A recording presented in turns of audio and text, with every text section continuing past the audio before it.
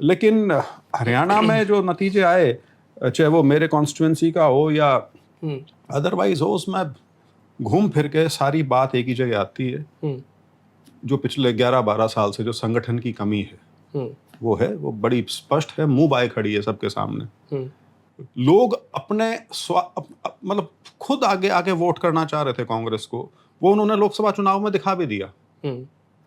लेकिन जब तक असेंबली का चुनाव आया, उसमें हालात अलग क्या थे कि हमारे पास ऑर्गेनाइजेशन के नाम पे क्या था।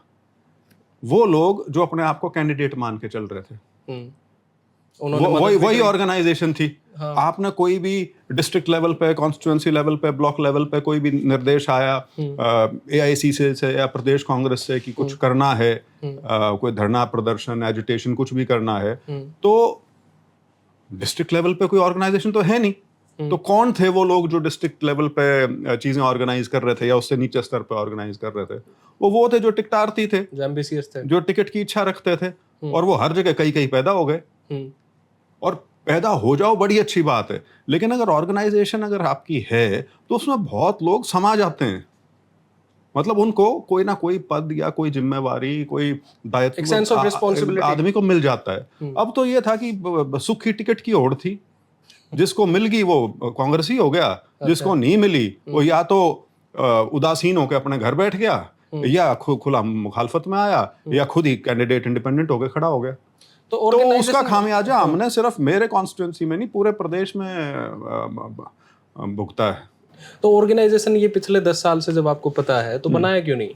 ये फिर मैं तो साल पहले आया था। नहीं, और ये बनना चाहिए था, और यही सबसे बड़ी रियलाइजेशन है।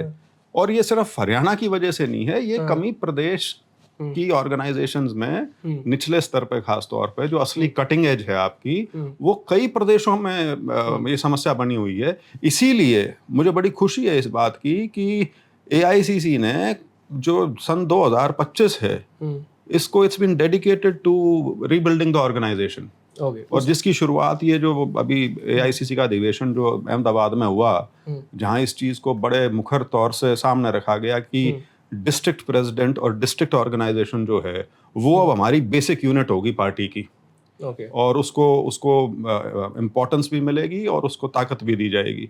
और उसकी एक बड़ी, मैं कहूँगा, पुरजोर शुरुआत गुजरात से ही की जा रही है। वहाँ ऑलरेडी मीटिंग्स भी हो चुकी हैं इस संबंध में। उस पे आएंगे, सारी बातें करेंगे। बिफोर दैट मैं ये चीज आपसे जानना चाह रहा था कि आपको पर वो जो वोट मिले हैं 48,000 समथिंग, जो 49 समथिंग, वो आपकी मदर को भी पिछली बार उसी के आसपास वोट मिले थे। तो मैं एक ब्रॉड क्वेश्चन मेरा ये है कि जब आप बिंग MP आप 5 साल रहे और चुनाव उचाना में लड़ा गया चौधरी बृजेंद्र सिंह जी के नाम पे, उनको कोई मतलब नहीं था कि बृजेंद्र खड़ा है या प्रेमलता खड़ा है या कोई और खड़ा है। तो पिछले 5 साल में बिंग MP आप अपनी आइडेंटिटी क्यों नहीं बना पाए पॉलिटिकल? नहीं, वो आपको गलतफहमी है कि आइडेंटिटी नहीं बनी हुई। उचाना गलतफहमी नहीं, मैं MP उचाना का नहीं था, मैं MP हिसार लोकसभा का था। तो आप यदि बाकी के 8 हलकों में जाओगे तो आपको पता लग जाएगा कि मेरा अस्तित्व था या नहीं था। हाँ, लेकिन उचाना चौड़े बीरेंद्र सिंह की कॉन्स्टिट्यूंसी 50 साल से रही है, तो बड़ी स्वाभाविक सी चीज है, पहचान उन्हीं से है। अदरवाइज मैं तो सिर्फ MP के नाते ही था। तो वो तो एक बिना बात का एक मुद्दा बनाने की बात है। अच्छा, हाँ। इसमें सर 2-3 चीजें हैं। और आपने प्रेमलता जी का जिक्र किया, उनका 5 साल का आप रिकॉर्ड उठा के देख लो।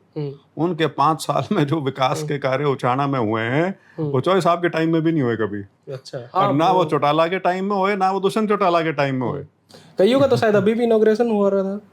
हाँ, चल रही हैं चीजें। बहुत सी चीजें ऐसी हैं जो पिछले 5 साल में बिल्कुल ही नहीं हुई, और वो अप्रूव्ड प्रोजेक्ट्स थे।